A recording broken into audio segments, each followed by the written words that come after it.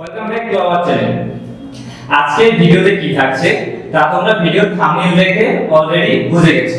তোমরা যদি আমার চ্যানেলে নতুন হয়ে থাকো তাহলে আমাদের চ্যানেলটি সাবস্ক্রাইব করো, পাশে থাকা বেল আইকনটি অন করে দাও যাতে করে বিজ্ঞান বিষয়ক নতুন নতুন ভিডিওগুলো সবার আগে তোমাদের কাছে পৌঁছে যায়। যদি আমাদের ভিডিওটি ভালো লেগে থাকে তাহলে লাইক, কমেন্ট ও শেয়ার করো। প্রিয় শিক্ষার্থীরা, আজকের আলোচনার বিষয় মৌলের ধারণা ও রাসায়নিক গণনা।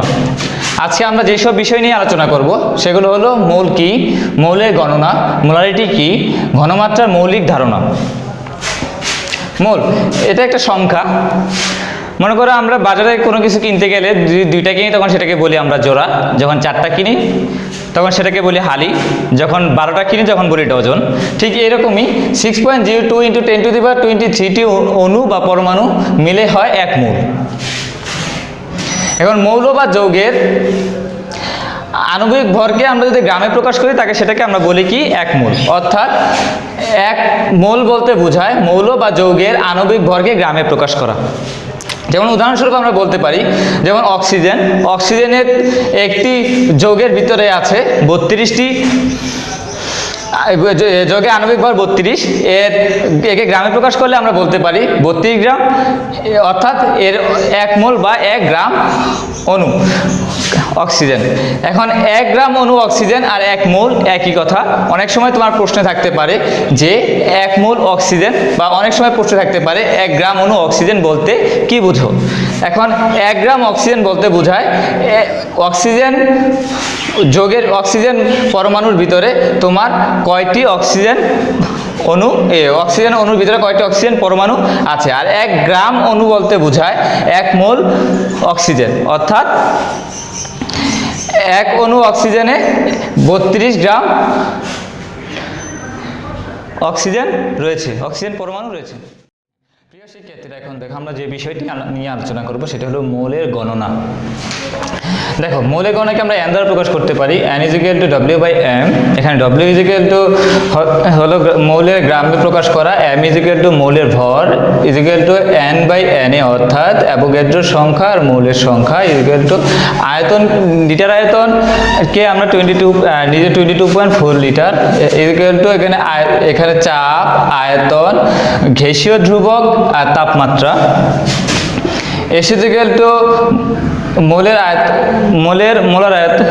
মোলারিটি আর ভিএল হলো তোমার আয়তন লিটার, বা লিটার আয়তন যেটা বলো তোমরা মনে করো। এখানে এন অর্থাৎ মৌলের গণনা, মানে সমান বা ইজিক্যাল টু যেটাই ধরো, সমান কি মৌলের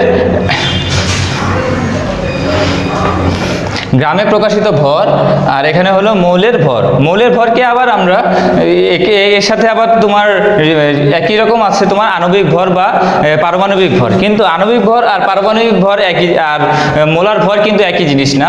কারণ আণবিক ভর আর পারমাণবিক ভরের হলো কোনো অনুপাত দুইটা, কিন্তু এর কোনো একক নেই। কিন্তু মোলার ভরের কি আছে, একক আছে। মোলার ভরের এককে আর আমরা কি এখানে যদি আমরা এটা যে গ্রাম একক হয়, আর মোলার ভর ইকুয়াল টু গ্রাম মোল পার লিটার হয়, তাহলে এখন দেখো গ্রাম গ্রাম কাটা যায়, তখন আমরা কি বলতে পারি, মোল পার লিটার। ঠিক আছে, এখন আমরা একটি অঙ্কের মাধ্যমে সেটা আমরা পরিষ্কার করতে পারি। অঙ্কটি হলো, দেখো তোমার এখানে বলছে 49 গ্রাম সালফিউরিক অ্যাসিড, 49 গ্রাম সালফিউরিক অ্যাসিড সমান কত মোল H2SO4। এখন দেখো আমাদের এখানে সালফিউরিক অ্যাসিডের আণবিক ভর, যেমন হাইড্রোজেনের 1 গুণ হাইড্রোজেনের একটি দ্বিপরমাণু গ্যাস সমান সালফারের আণবিক ভর হলো 32, আর অক্সিজেনের হলো 16 গুণ 4 সমান 98।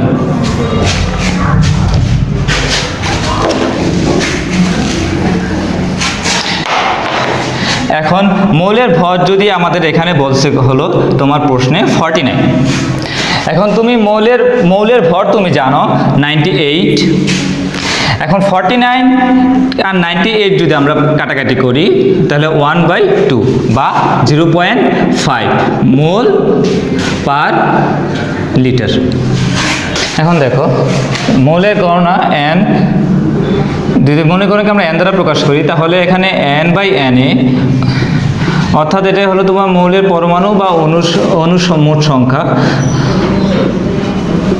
মৌলের অণু বা পরমাণুর সংখ্যা, অণু বা পরমাণুর সংখ্যা। নিচে Na সমান অ্যাভোগাড্রোর সংখ্যা।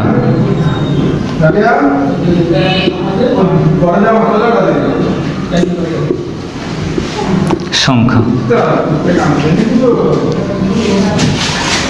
এখন দেখো এখানে আমরা মানে দুটা প্রশ্ন লিখছি, প্রশ্নের মধ্যে আছে কি যে 1.204 ইন্টু 10⁻24 হাইড্রোজেন অণুতে কয় মোল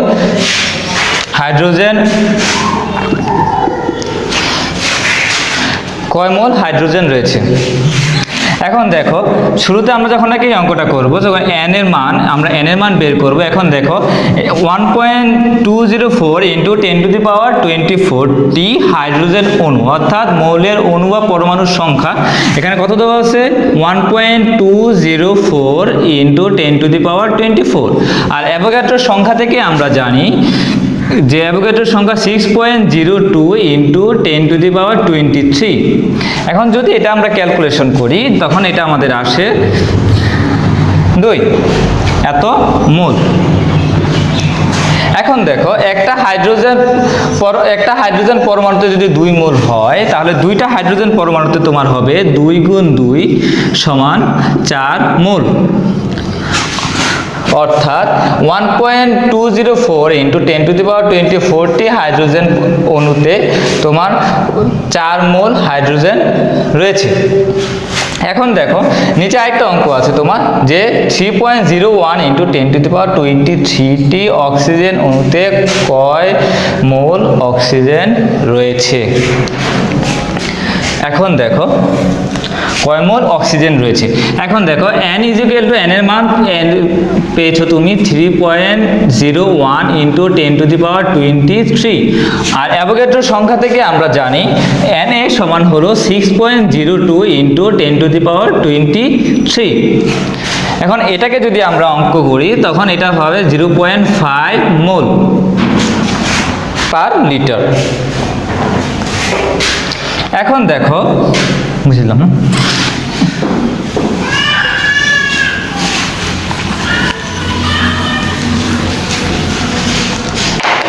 এখন দেখো n = VL বাই 22.4 লিটার। এখানে VL হলো তোমার গ্যাস আয়তন, আর এই আয়তনটাকে আমরা VL হলো তোমার এখানে গ্যাস আয়তন, আর এই আয়তনটাকে আমরা প্রকাশ করব সব সময় লিটারে। কখন প্রকাশ করব আমরা লিটারে? STP তে, স্ট্যান্ডার্ড টেম্পারেচার অ্যান্ড প্রেসারে আমরা কি করব যে তোমার গ্যাসের আয়তনটাকে আমরা কি দ্বারা প্রকাশ করব? L দ্বারা, অর্থাৎ লিটারে প্রকাশ করব। আর 22.4 হলো তোমার মোলার আয়তন, মোলার আয়তন।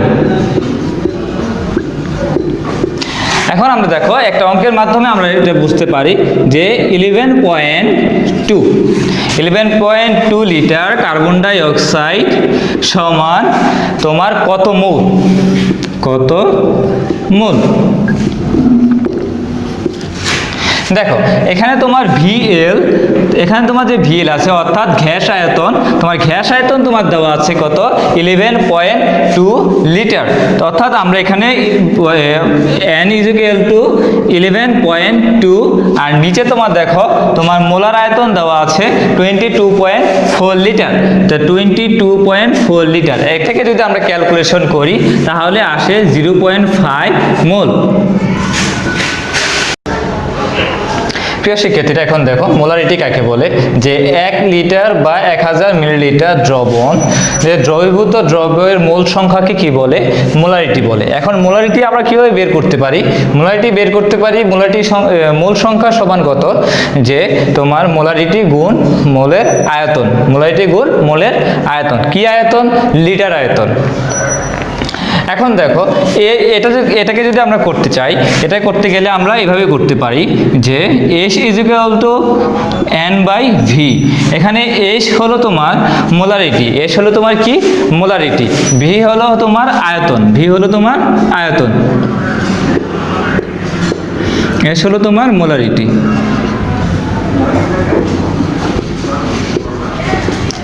ভি হলো তোমার আয়তন, এন হলো তোমার মোল সংখ্যা, এন হলো তোমার মোল সংখ্যা। এখন এন হলো তোমার মোল সংখ্যা, সুতরাং উপরে হবে এম এন মানে মোল, আর নিচে হবে এল, অর্থাৎ তোমার মোলারিটির যে একক সেটা হবে তোমার মোল পার লিটার। মোলারিটির আয়তন হবে তোমার মোল পার লিটার। এখন মোল সংখ্যাকে আমরা প্রকাশ করতে পারি N is equal to S গুণ VL, N is equal to S গুণ ভিএল। এখন দেখো একটা অঙ্ক যে 0.5 মোল, 0.5 মোল তোমার এখানে দেখো মোলারিটির সংখ্যা তোমার কত দেওয়া আছে যে 0.5 মোল, অর্থাৎ এটা হলো তোমার এস। এখন দেখো 200 মিলিলিটার, 200 মিলিলিটার, কিন্তু এখন দেখো এখানে আয়তনকে আমরা লিটারে প্রকাশ করব, কিন্তু তোমার এখানে আছে কি মিলিলিটারে। তো মিলিলিটারকে আমরা যদি লিটারে নেই তাহলে দেখো আমাদের আসে 0.2 লিটার। এখন আমরা এটাকে এই এটাকেই আমরা সূত্রে যদি আমরা প্রয়োগ করি যে N is equal to S গুণ VL, N is equal to S গুণ ভিএল। এখন দেখো এস এর মান তোমার আছে 0.5 আর আয়তনের মান তুমি পেয়েছ 0.2।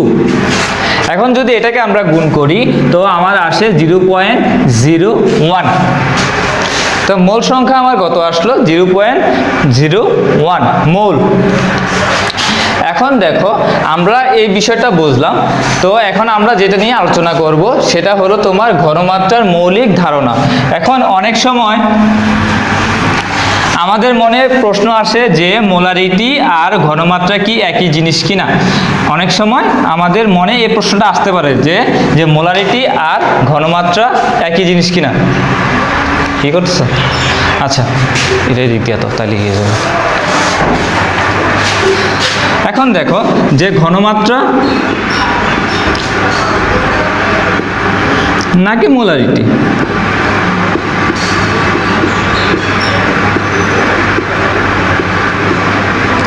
এখন আমাদের মনে এই প্রশ্নটা থাকতে পারে। এখন দেখো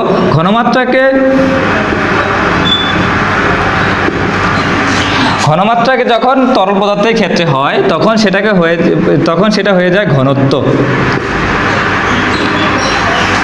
তরল বা গ্যাসীয় পদার্থের ক্ষেত্রে যখন হয় ঘনমাত্রা তখন হয়ে যায় কি ঘনত্ব।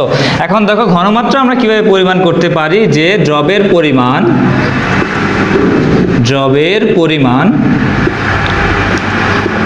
নিচে কি যে নিচে আয়তন, দ্রবের পরিমাণ আয়তন। এখন এখানে দ্রবের পরিমাণ আর আয়তন বলতে ঘনমাত্রা বলতে আমরা সব কিছুকে বুঝি যে মোল, গ্রাম তুল্য ভর,